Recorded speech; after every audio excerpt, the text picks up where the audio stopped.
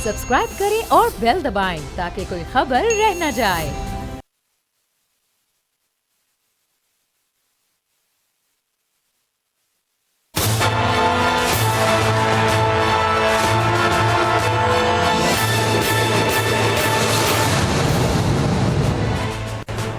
अस्सलाम वालेकुम। प्रोग्राम तज्जिया, मैं हूँ लीना इलियास, समी इब्राहिम, राना ताहिर मेरे साथ। रिकॉर्डिंग केस के हवाले से हम डिस्कस करेंगे। कमीशन बनाने का भी कहा गया है, इसके अलावा जो पॉलिटिकल सिचुएशन है उसको भी शामिल गुफ्तगू करेंगे। जी समी साहब। जी बहुत बहुत शुक्रिया लीना। रिकॉर्डिंग केस, इस पर तो हुकूमत ने ये कहा है कि वो इस पर एक कमीशन कह रहे हैं राना साहब वो बनाएंगे। इस पर हम तफसील से बात करेंगे, लेकिन मुझे ये और उसमें अटॉर्नी जनरल साहब से ये मंसूब आज अखबारात में बयान छपा है कि उसमें चौधरी इफ्तिखार साहब जो साबिक चीफ जस्टिस पाकिस्तान है उनको भी बुलाया जाएगा। जहाँ तक मुझे कानून और आइन की समझ है, सुप्रीम कोर्ट ऑफ पाकिस्तान की किसी भी जजमेंट के हवाले से किसी भी जज को किसी फोरम पर बुलाकर नहीं पूछा जा सकता कि इस जजमेंट वो उन्होंने क्यों दी, क्या दी। आईने पाकिस्तान के तहत जो सुप्रीम कोर्ट की जो सारी जजमेंट्स हैं उनको बिल्कुल आइनी कानूनी तहफ़्फ़ुज़ हासिल है। अगर रिव्यू पिटीशन के बाद भी कोई चीज़ अगर अदालत समझती है कि उसको करेक्ट करने की ज़रूरत है तो फिर एक या तो फुल कोर्ट उसको सुन सकती है या कोई 7 मेंबर बेंच या बड़ा बेंच कोर्ट ही उसको, सुप्रीम कोर्ट ऑफ पाकिस्तान ही उसको करेक्ट कर सकती है। ये पाकिस्तान के आइन और कानून में इस बात की गुंजाइश नहीं है कि आप किसी भी फैसले को जो माजी में हो चुका हो सुप्रीम कोर्ट का, उसके जो जजेस को या चीफ जस्टिस को उस हवाले से बुलाएं और बुला के उस कमीशन के सामने, कोई किसी भी कमीशन को कोई इस बात का इख्तियार ही नहीं है कि वो किसी जज को तलब करे। मैं तो हैरान हो गया हूँ और इस पर कोई बात नहीं। और फिर देखें, एक छोटी सी सिर्फ बात करूंगा कि ये जिस बेंच ने फैसला दिया था रिकॉर्डिंग का, वो बेंच कौन से जजेस पर मुश्तमिल था? इफ्तिखार चौधरी साहब उसको लीड कर रहे थे, उसके साथ जस्टिस अजमत सईद शेख थे, उसके बाद फिर जो future chief justice of Pakistan है जस्टिस गुलजार, उन्होंने ये फैसला किया। और ये केस क्या था कि 1993 में जो आपने एक्चुअल जो ये एग्रीमेंट किया सारा, 500 मिलियन में आपने पाकिस्तान के ट्रिलियन ऑफ डॉलर्स के जो ज़खायर थे वो आपने उसका सौदा कर दिया। गलत तरीके से रोका, सही तरीके से रोका। सुप्रीम कोर्ट ऑफ पाकिस्तान ने एक गलत डिसीजन हुआ था, गलत ठेका दिया जा रहा था, जो पाकिस्तान के अवाम का माल बेचा जा रहा था, उसको रोका। अब वो सही तरीके से रुका, सही तरीके से नहीं रुका, क्या हुआ, ये भी तो देखने की जरूरत है ना कि आपने ये जो वहां पर मुकदमा लड़ा वो कैसे लड़ा इंटरनेशनल कोर्ट में। कहीं उस वजह से तो नहीं आप हारी, जो 6 बिलियन डॉलर आपका वो सारा, ठीक है। तो आप उन चीजों के तो बिल्कुल तहकीकात करें कि ये मुआहदा किसने किया था और फिर पाकिस्तान का केस किसने सही पेश नहीं किया। आप सुप्रीम कोर्ट ऑफ पाकिस्तान में आप ये कहें कि जनाब आपने जजेस को बुलाना है और आपने इफ्तिखार चौधरी का नाम लेके आप ये कह रहे हैं, ये तो एक, जिसने भी ये बात कही है राना साहब, पाकिस्तान की इस इमरान खान की हुकूमत को अदल कराने की कोशिश की है। मैं आपको बताऊं, इसलिए अच्छा इसमें मैं जी क्या कह रहे हैं आप? देखिए भाईजान, गुजारिश जो आपने बात की है ना, सीधी सी है कि पाकिस्तान की अदालत उज़्मा से ऊपर कोई अदालत नहीं, कोई कमीशन नहीं।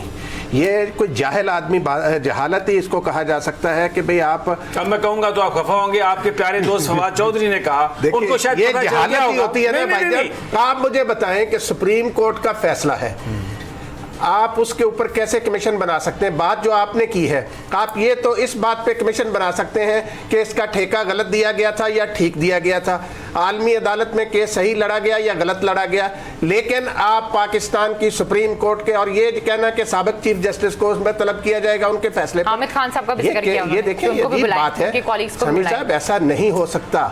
ये बिल्कुल इमरान खान को गलत मशवरे दिए जा रहे हैं, उन्हें खामखा दूसरी तरफ असल मसाइल से उनकी तवज्जो हटाने के लिए। ये फवाद चौधरी की जो आपने बात की शमी साहब, इन्होंने, अच्छा मैंने वो क्योंकि बाहर हैं, मुल्क से बाहर हैं, मैंने उनका एक बयान पढ़ा अखबार में, मेरे लिए ये बड़ी हैरत की बात। उन्होंने कहा जी कि एक कमीशन बनाया जाए और ये वो तहकीकात करे कि ये सब कुछ क्या हुआ।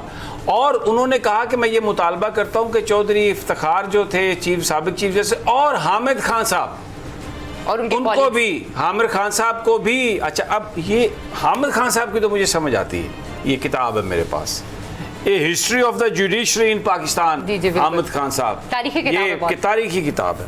अब ये जो मैं पहले भी कई दफ़ा जिक्र कर चुका हूँ, फवाद चौधरी साहब की जो तकलीफ हामिद खान साहब से है वो तो मुझे समझ में आती है। वो मैं ये है सफ़ा नंबर 451, बड़ा हिस्टोरिकल सफ़ा है राना साहब, 451 451 पेज नंबर। किताब क्या है? ए हिस्ट्री ऑफ द जुडिशरी इन पाकिस्तान, और ऑक्सफोर्ड इसने ये छापी है। इसमें वो एक पैरा है, Iftikhar Hussain Chaudhary continued as the Chief Justice of the Lahore High Court for more than 5 years until his retirement on 31st December 2007. This period was perhaps the darkest period in the history of Lahore High Court when corruption ruled supreme in the High Court. ये इफ्तिखार हुसैन चौधरी जो है ना, ये फवाद साहब के चाचा जी हैं, और हामिद खान साहब ये कह रहे हैं कि करप्शन इतनी थी कि ये लाहौर हाई कोर्ट की तारीख के स्याह-तरीन दिन थे। वो कहते हैं he became a favorite of Musharraf because he had no scruples and was willing to do everything possible to protect his interests and those of the governments he had installed at the center and in the Punjab. The Lahore High Court ceased to be a judicial institution and became the hangout of touts and wheeler dealers. Touts and wheeler dealers, वो कहते हैं कि बिल्कुल Lahore high court में जमघटा था touts का, दलाल और wheeler dealer, ये जो ले दे के काम कराने वाले। Only his favourite lawyers could flourish. His Neiphiu कौन था? नेफ्यू पता है आपको? बाद में उन्होंने नहीं, उन्होंने तो एक्सप्लेन किया था, लेकिन आपको वैसे पता है नेफ्यू? फवाद हुसैन चौधरी जो इस वक्त जनाब की वजीर है। नहीं, जो तहरीक इंसाफ की कोर कमेटी, किचन कैबिनेट है जो इमरान खान साहब की, उसके core committee, designated core committee के मेंबर हैं, designated core committee. Became a favorite lawyer, appearing in a large number of cases. Even the transfers and posting of the judges in the subordinate judiciary were routed through him, and graft and bribery were the orders of the day. He only interfered with the elections of the bar associations and used the judges of the subordinate courts to influence the lawyers to vote for his favorites. He was instrumental in filing a reference against Chief Justice Iftikhar Muhammad Chaudhary in 2007 and was a collaborator with Musharraf in a crackdown on the judiciary on 3 November 2007. ये वो कह रहे हैं, ये history है फवाद चौधरी साहब की कि जजेस की ट्रांसफ़र्स, पैसे और इलेक्शन में हिस्सा लेने के लिए वो आते थे। और मुझे एक साहब बता रहे थे कि वो कहते थे कि तुझे फैसला आप लिख के ले आओ। हम इसमें जो सबसे बड़ी बात है ना, उसको आप इग्नोर कर रहे हैं जी। जो हामिद खान साहब ने इसमें एक जुमला आपने पढ़ा है ना अभी, उन्होंने कहा कि वो ना जो फवाद चौधरी साहब हैं वो उस ज़माने में बहुत सारे मुकदमात में पेश होते थे। उस पीरियड के बाद तो हमने इनको कभी मुकदमात में पेश होते नहीं देखा। अच्छा, मैंने पैरा इसलिए पढ़ा है आपको बताने के लिए कि जो हामिद खान साहब का जो मुतालबा वो कर रहे थे ना कि कमीशन में वो तहकीकात करें, वो तो उनकी तकलीफ़ हमें समझ में आती है। लेकिन इमरान खान साहब को ये सबक पढ़ाना कि जनाब आप एक बना दें कमीशन और उसमें इफ्तिखार चौधरी को भी बुलाएं और सबको बुलाएं। देखिए इमरान खान का वो ज़ाहिर है जो कानूनी मामलात हैं, जो ये इस तरह की चीज़ों को अब अगर सारे इर्द गिर्द के बैठ के लोग इस तरह के मशवरे दें तो इंसान गलती कर सकता है। हमने जब आज इस पर तहकीक की थोड़ी सी कि ये किस तरफ जा रहे हैं, किस किस को बुलाएंगे, तो उसमें देखें जस्टिस अजमत सईद शेख साहब, उसमें जस्टिस गुलजार साहब और जस्टिस इफ्तिखार चौधरी उस बेंच को हेड कर रहे हैं जिन्होंने ये फैसला किया। ये क्या मैसेज देना चाह रहे हैं ये तहरीक इंसाफ की हुकूमत वाले? मुझे तो ये समझ नहीं आती। ये क्या, ये देखें ये मुआहदा जो था ना, देखें मैं आपको बताऊं, मैं एक आपको बात बताऊं, ये जो मुआहदा था ना, ये 1993 में हुआ था, 23 या 24 जुलाई, 23 जुलाई, ठीक है। और 18 जुलाई 1993 को नवाज शरीफ की गवर्नमेंट ख़त्म हो गई थी। मोइन कुरैशी साहब अमेरिका से लैंड किए थे, इधर आके वो बने थे पाकिस्तान के वज़ीर आज़म। और भी बहुत सारे मुआहदे हैं। ये केयर टेकर्स के ज़माने में इसीलिए ये ग्रीन कार्ड होल्डर्स और बाहर से लोगों को लाके यहाँ पे मुसल्लत किया जाता रहा, क्योंकि फिर केयर टेकर्स इस तरह के मुआहदे करते थे यहाँ पर आके ताकि पाकिस्तान की दौलत को लूटा जा सके और बाद में आने वाली हुकूमतें पाबंद हो जाएँ उन तमाम मुआहदों की। तो ये जो मुआहदा था ये पाकिस्तान के लोगों के साथ नाइंसाफ़ी थी ओरिजिनल। मैं आपकी आंखों से देख के आपका सवाल समझ सकता हूँ कि ये अगर 23 को या ये फैसला ये एग्रीमेंट हुआ है तो इसके हवाले से काम पहले हो चुका होगा। लेकिन राना साहब आपकी बात याद रखें, ये मैं आपको देखिए, हम बहुत बड़े क्रिटिक हैं नवाज शरीफ के, लेकिन जिस वक्त ये मुआहदा हुआ उसकी हुकूमत नहीं थी। अगर आप ये कहें कि उसके ज़माने में काम हुआ था तो इसका जवाब मेरे पास है, इसका जवाब मेरे पास है।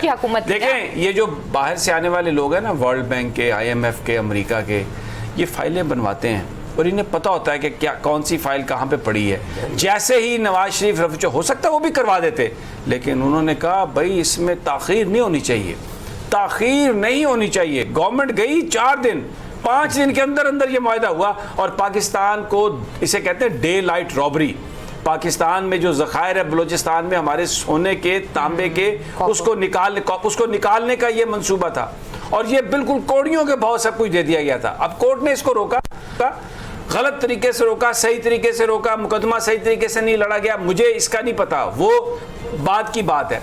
लेकिन आप पाकिस्तान के आइन के तहत सुप्रीम कोर्ट के किसी जज को तलब नहीं कर सकते। अगर आप तलब करने की बात करते हैं तो आप अदलिया के साथ एक ऐसे फड्डे की तरफ जा रहे हैं जहां पर आपको नहीं जाना चाहिए। अब आपको ये सोचना चाहिए कि आपको इस गड्ढे में कौन धकेल रहा है। मैं तो पहले दिन से ये कह रहा हूं, यहीं पर नहीं, ये जो प्रेस कॉन्फ्रेंस की फरोग नसीम साहब ने जज साहब के मामले पर, अरशद मलिक के मामले पर आके पूरा कौम को बताया, वो जद्दे में बैठे हुए हैं फवाद चौधरी साहब, वहां पे बयान दे दिया जाके कि ये फवाद चौधरी, ये जी ये इनको प्रेस कॉन्फ्रेंस नहीं करनी चाहिए थी।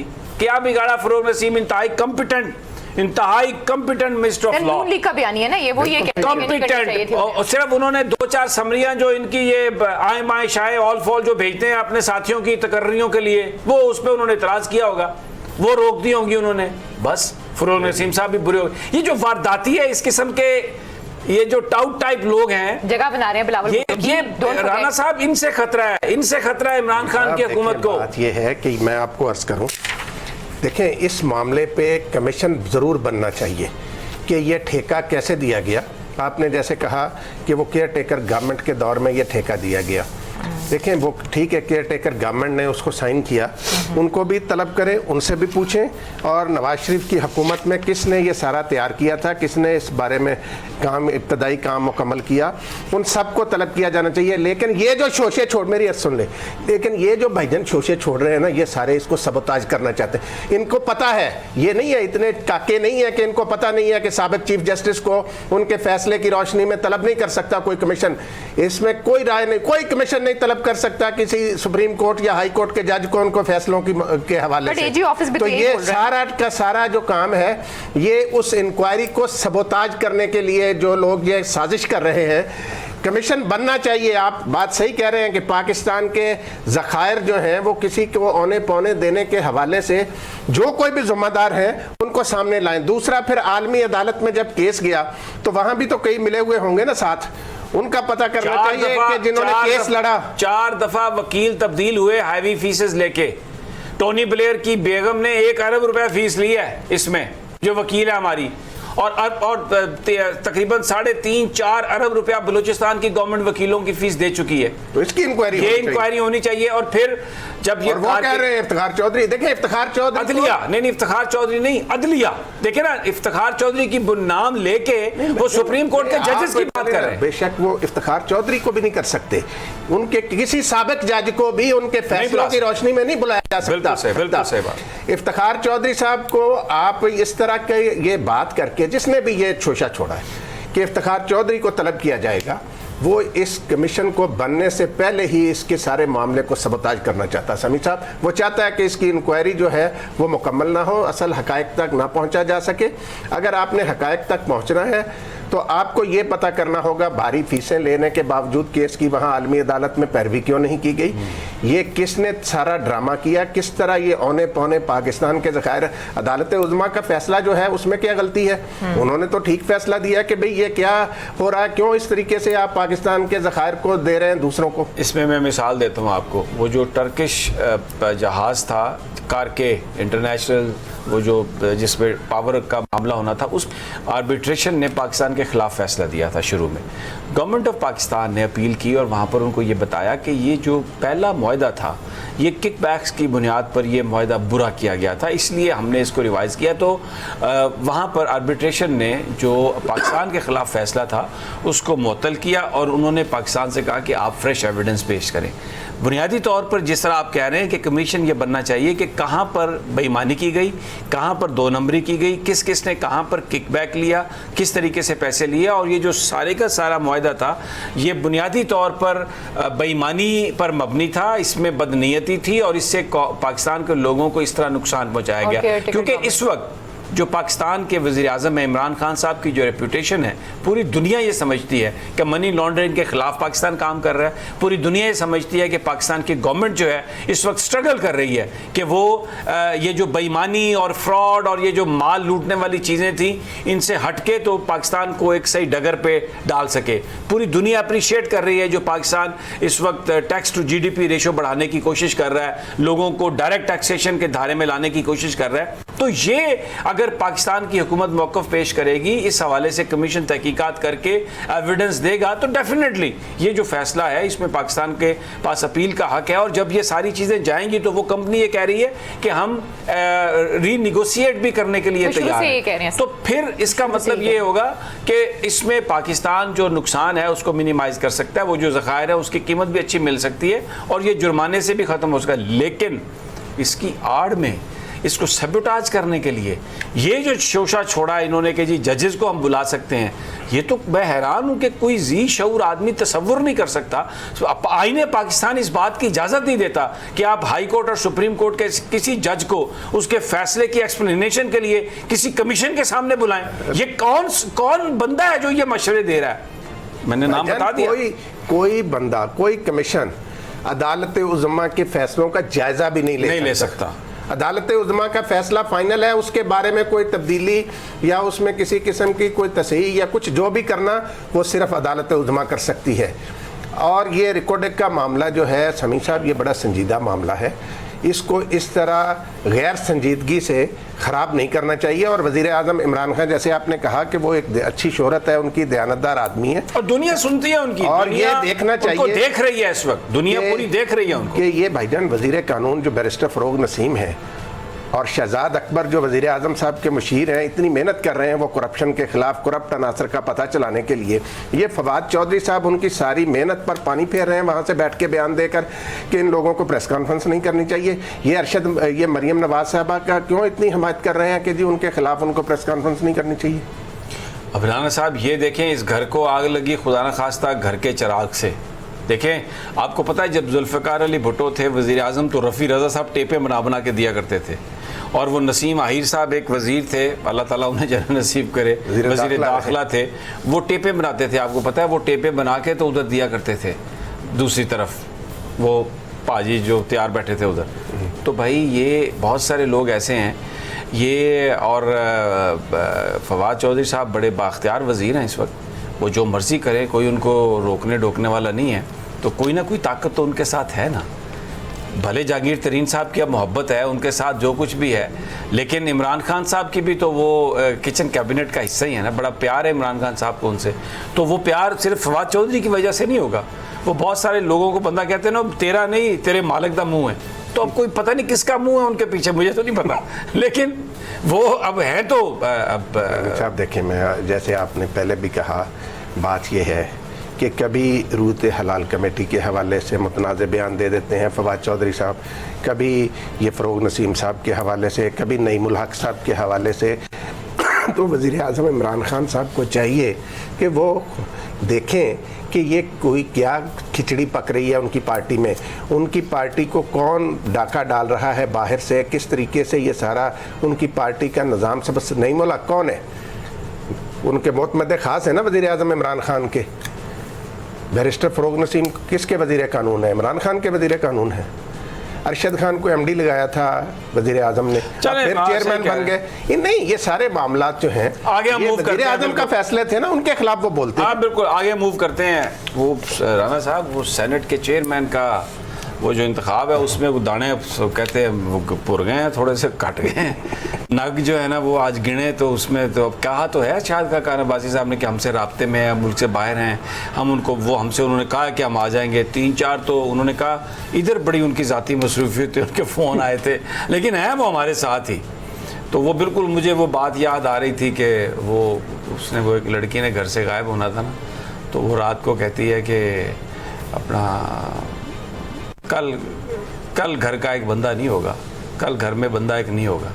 तो दूसरे दिन वो गायब होती है, जहाँ उसने जाना होता चली जाती है। तो वो घर वाले बैठे होते हैं, तो एक बुज़ुर्ग कहता है कि यार बात ये है कि वो चली तो गई है, लेकिन थी अल्लाह की पीर कोई, देखिए उसे पता था कि बंदा एक कम हो जाना है। तो ये जो आज शायद का खान अब्बासी साहब एक बुनियाद बना रहे थे, कह रहे थे कि नहीं वो हमें पता है वो नहीं आए, लेकिन हमसे राब्ते में है वो।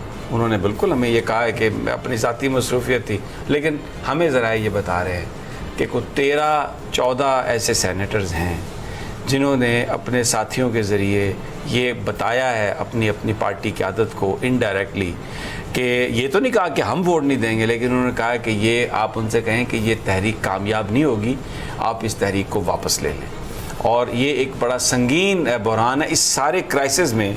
जो पीपल्स पार्टी के पास सलीम मांडवीवाला की सूरत में डिप्टी चेयरमैन सेनेट थे ना, जो मुझे लोग बता रहे हैं, जो हमें ज़रा बता रहे हैं, मांडवीवाला के ख़िलाफ़ तहरीक अदम एतमाद अगर गवर्नमेंट इस पर डटी रही तो वो उनके ख़िलाफ़ तहरीक अदम एतमाद कामयाब हो जाएगी।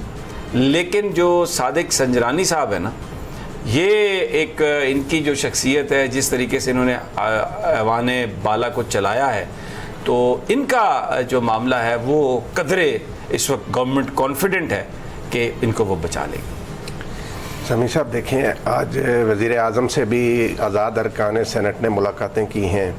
इसके अलावा वज़ीर आला पंजाब उस्मान बुज़दार भी काफ़ी सरगर्म है। वज़ीर आला बलोचिस्तान जाम कमाल साहब भी काफ़ी लोगों से रब्ते कर रहे हैं।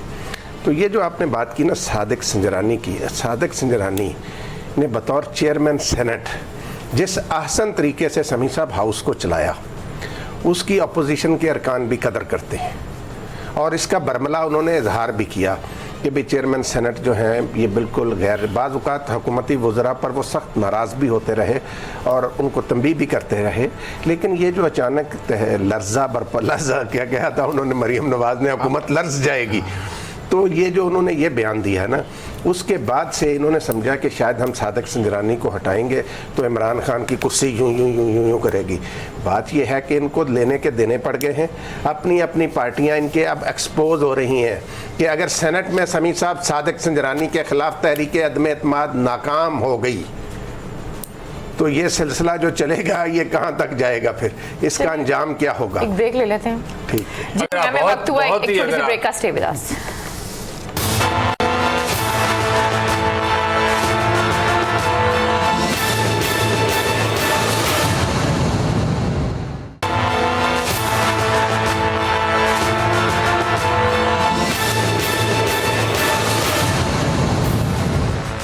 वेलकम बैक नाज़रीन, तो फिर आपको खुशामदीद कहते हैं। जी सिम साहब। राना साहब, कल अरशद मलिक साहब का मामला है सुप्रीम कोर्ट में।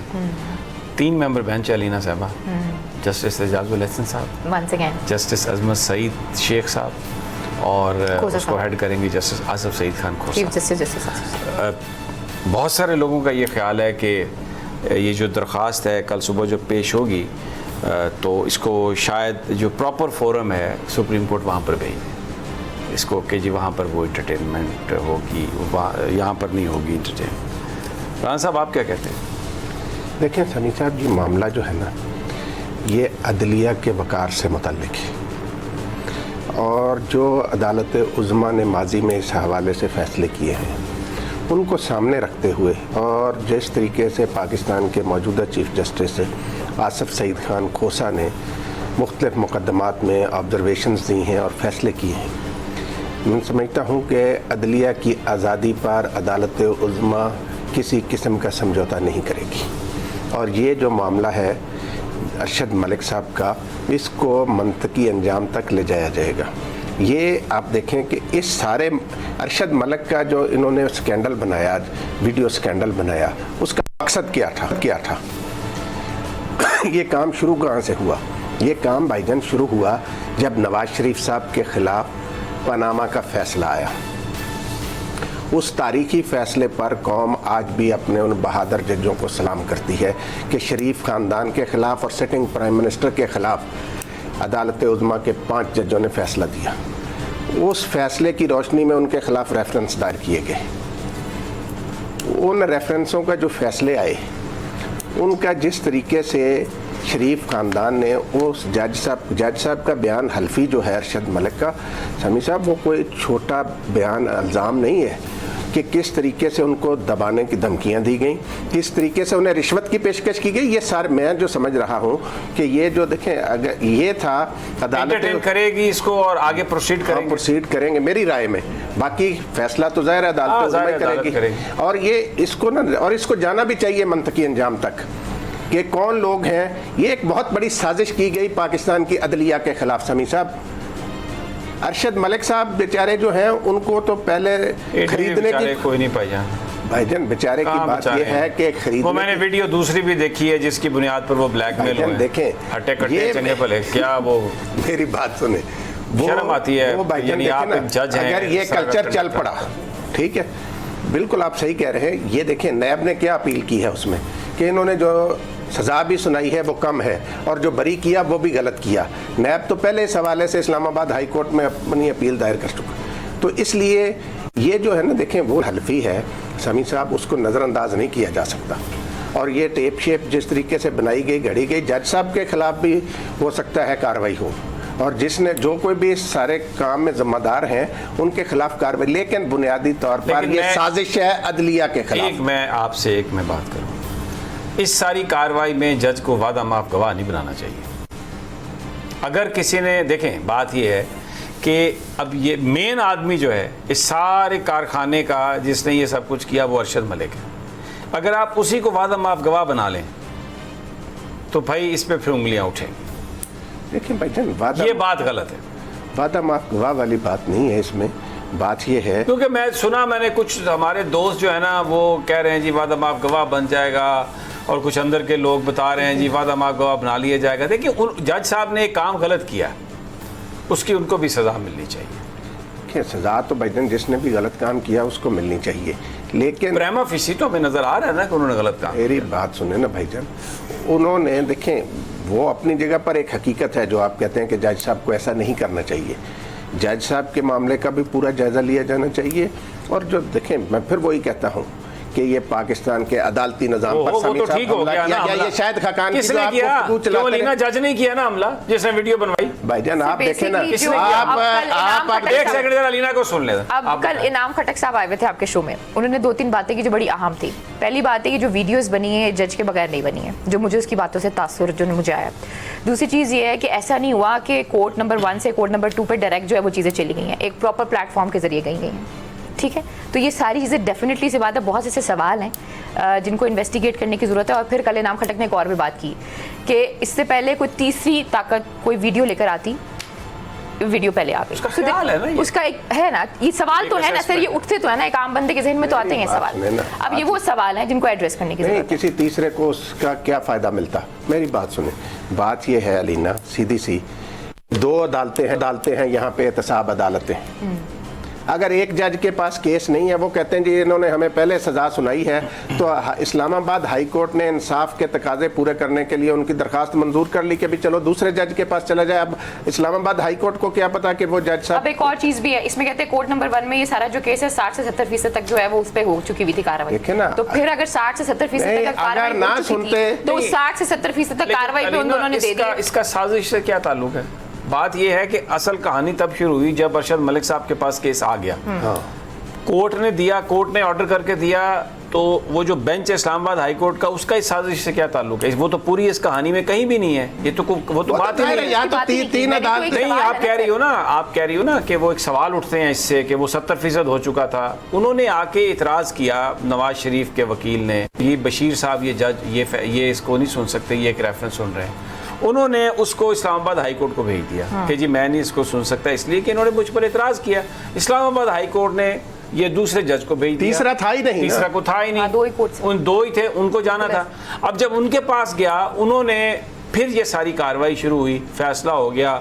वो जज किस तरह के फैसले से पहले भी उन्हें खरीदने की कोशिश की गई। अब मदीने में आप देखें, मदीना जैसी मुकद्दस जगह को रिश्वत पेश करने के लिए इस्तेमाल किया गया। मदीना मुनव्वरा में जज को हुसैन नवाज साहब ने रिश्वत की पेशकश की जी, उनके एफिडेविट के। मैं ये कह रहा हूँ कि ये जो सारी सूरत हाल है ना, इसमें अब जज साहब को, क्योंकि जो वादा माफ गवाह होता है ना, उसको आप बरी कर देते हैं। वो कहते हैं जी क्योंकि आपने सारा कुछ बता दिया तो इसलिए आप छूट गए। अब अगर किसी ने, मेरा अपना ख्याल ये है कि जज को वादा माफ गवाह बनाने की कोशिश की ना, तो फिर तो ये सारी कहानी फिशी है। मैं आपको मैं तो फिर इस कहानी पे बिलीव नहीं करता, क्योंकि जज कह रहा है ना, कोई एविडेंस तो नहीं है उसका कि उन्होंने 50 करोड़ रुपए देने की ऑफर की है। उसको आपने वादा माफ गवाह बना दिया जो ये बात बता रहा है, और आप दूसरे बंदों को इसकी बुनियाद पर सजा दे दें। ये इंसाफ के तकाजे पूरे नहीं हो। मेरी बात सुने, मेरी बात सुने, गुजारिश सुने।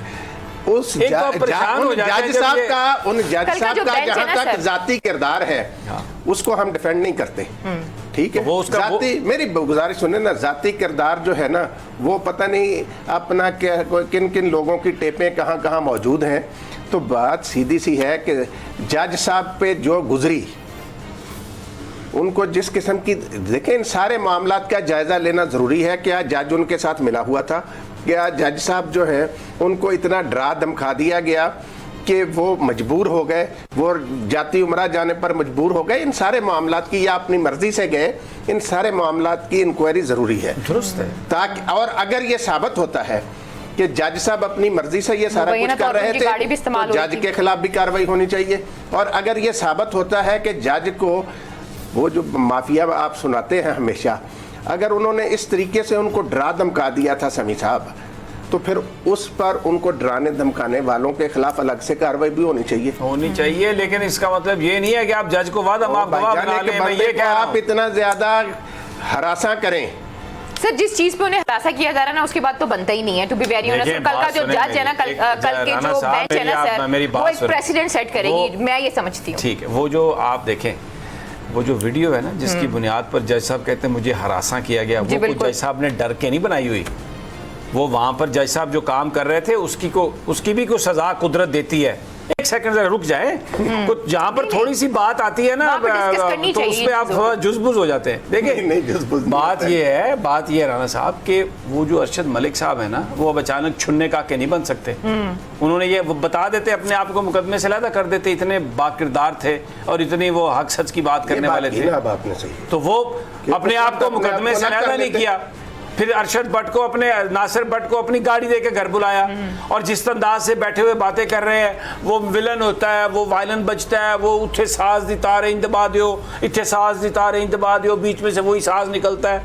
वो जो इतनी शायरी वहाँ पर गमका रहे हैं, और वो मशरूब ममनुआ जो है उसके गिलास भी उनके सामने पड़े हुए हैं। अच्छा, फिर आवाज़ जूस पी के, सेब के जूस पी के आवाज़ ऐसी होती जैसे उनकी आवाज़ थी। ये बात सही है आपकी। बात ये है कि मेरा सिर्फ कहने का मकसद ये है, हो सकता है जज साहब को उन्होंने डरा लिया हो, सब कुछ कर लिया हो, लेकिन जज ने जो काम किया है, अगर ये एक गलत काम है तो उसको वादा माफ गवाह बनाकर आप उसको और अपने बयान हल्फी में ये बता रहे हैं कि किन पॉइंट्स के ऊपर आप कोर्ट में जा सकते हैं। अरशद मलिक को भी सजा देनी पड़ेगी, बिल्कुल। और अपने बयान हल्फी में, और दूसरी बात मैं आपको बताऊं, सर एक और चीज है, और क्योंकि वो अपने बयान हल्फी में एक और चीज वो बता रहे हैं कि उनको, जब वो नासिर भट्ट साहब वहां पर मौजूद थे, तो वो नासिर भट्ट साहब को ये बता रहे थे कि किन पॉइंट्स के ऊपर आप कोर्ट में लेकर जा सकते हैं केस। जी, उन्होंने खुद इस बात को तस्लीम किया। अच्छा, मैं एक और आपको बताऊं, इसी स्टूडियो में नासिर भट्ट आया, मैंने उसका इंटरव्यू किया नासिर भट्ट का, ठीक है। नासिर भट्ट का जो माजी है होगा, उसके ऊपर जो वो इल्ज़ाम है कि जी उसने कत्ल किए या वो किए, और वो वर्सा ने जो कुछ किया या नहीं किया, लेकिन मुझे इतना पता है कि उसका जो मुस्लिम लीग नवाज़ से जो ताल्लुक़ है, जो नवाज़ शरीफ साहब से जो ताल्लुक़ है ना, वो वैसा ही ताल्लुक़ है जैसे बहुत सारे जियालों का जुल्फ़िकार अली भुट्टो से है। ये मैं आपको बड़ी एक वो बात बता रहा हूँ, मेरी एक ऑब्जर्वेशन है। नासिर भट्ट जो है वो एक मुस्लिम लीग नून के साथ उसकी जो अफेक्शन है वो प्योर है, बिल्कुल, वो मफादात की बुनियाद पर नहीं है, यानी वो उनके लिए लड़ने मरने के लिए तैयार है। तो इसलिए वो एक उनका, देखें, नून लीग के हवाले से वो उनका सच्चा वर्कर है। अब आ जाए नासिर जंजुआ साहब। नासिर जंजुआ भी जो है वो कोई क्रिमिनल नहीं है राना साहब, वो एक बिजनेसमैन है, और नवाज शरीफ साहब के साथ उसका जो ताल्लुक है वो पूरे शहर में नोन ताल्लुक है। ये यहाँ पे पिंडी इस्लामाबाद के सारे सहाफ़ी उनको जानते हैं। मैं खुद कई दफ़ा उनके घर गया हूँ और वहाँ पर मेरी बहुत सारे सहाफ़ियों से मुलाकात हुई है। वो एक पार्टी का हमदर्द है, वो कोई नवाज शरीफ साहब के लिए कोई किसी तरह का इंस्ट्रूमेंटल वो नहीं है। अब ये नवाज शरीफ साहब, मैं आपको बात आखिरी जो मैं बात करता हूँ, देखें it's not about party, it's about Nawaz Sharif. देखें मैं ये कहता हूँ कि ये जो पैसों की बात उन्होंने जज साहब ने कही है ना, क्योंकि नासिर जंजुआ साहब एक अमीर आदमी है, एक बिजनेसमैन है, और ये जो पैसों की बात है उसमें ये ऐन मुमकिन है कि उन्होंने ये नासिर भट्ट से कहा हो कि अगर मियाँ साहब के लिए कहीं कोई पैसे वैसे कोई चाहिए हो, कुछ करना कराना हो, तो आप मुझसे पैसे ले सकते हैं। ये मैं इससे एग्री करता हूँ, वो पैसे, लेकिन इल्लीगल पैसे देना, किसी को रिश्वत देना, ये कतई तौर पे गलत है। इसकी हम जस्टिफिकेशन नहीं हम कोई भी दे सकता, लेकिन ये जो चीज़ है ये साबित करना होगा। इसका कोई सिर्फ अरशद मलिक की जो गुफ्तगू है ना, या उसका जो एफिडेविट है, उसका जो अरशद मलिक एक साबित हो गई, ये बात सामने आई है कि he is not a person of character. उसकी वीडियो मैंने देखी है, वो अपनी जान बचाने के लिए वो शख्स कुछ भी कह सकता है। तो इसलिए जो भी वो बात कह रहा होगा, ये इन्वेस्टिगेटर्स को चाहिए। भाईजान जो प्रेस कॉन्फ्रेंस कर रहे थे, नहीं तो हमने तो नहीं कहा, मैं तो ये नहीं कह रहा, लेकिन मैं ये कह रहा हूं कि अरशद मलिक की बात को यकीन करने से पहले इन्वेस्टिगेशन करना पड़ेगी कि वो जो बात कह रहा है वो सही है या गलत है। अगर हम ये तसव्वुर कर लें कि जी वो सही बात कह रहा है, प्रेस कॉन्फ्रेंस वाले वो गलत कह रहे हैं, बस फिर हो गया काम, फिर तो ठीक है, गलियां हो जाएं सुरजियां विच मिर्जा यार फिरे, फिर तो जंगल बना दें, पाकिस्तान थोड़ी है। भाईजान देखें, जो बात आपने कही, असल बात यही है कि इस मामले की तह तक जाना चाहिए कि ये है क्या, इसकी पूरी इंक्वायरी होनी चाहिए। और जो जज साहब ने इल्जामात लगाए हैं, ये भी देखें, ये बिजनेसमैन जो होते हैं ना, जो सियासतदानों के दोस्त होते हैं, वो भी इतने मासूम नहीं होते। नासिर जंजुआ साहब के जी उन्होंने कह दिया हो कि ऐसे मैंने कर दिया हो। बात ये है समी साहब, इस साजिश में जो भी शरीक है, ठीक है, एक बिजनेसमैन का तो किसी का उन्होंने नाम ही नहीं लिया, उन्होंने एक और बिजनेसमैन का भी जिक्र किया हुआ है जज साहब ने अपने एफिडेविट में। तो ये सारे लोग जो हैं जिन्होंने भी सही, ये जज साहब को देखें, अगर जज किस तरह बनी, सारे मामले की ठोस इंक्वायरी इंशाल्लाह कल वहाँ पे जरूर अदालत में होंगे, और मुझे पूरा यकीन है कि इस पूरे केस में एक प्रेसिडेंट जो है वो सेट किया जाएगा। आज के प्रोग्राम से हम तीनों को इजाजत दीजिए, अपना बहुत ख्याल रखिए, अल्लाह के बाद।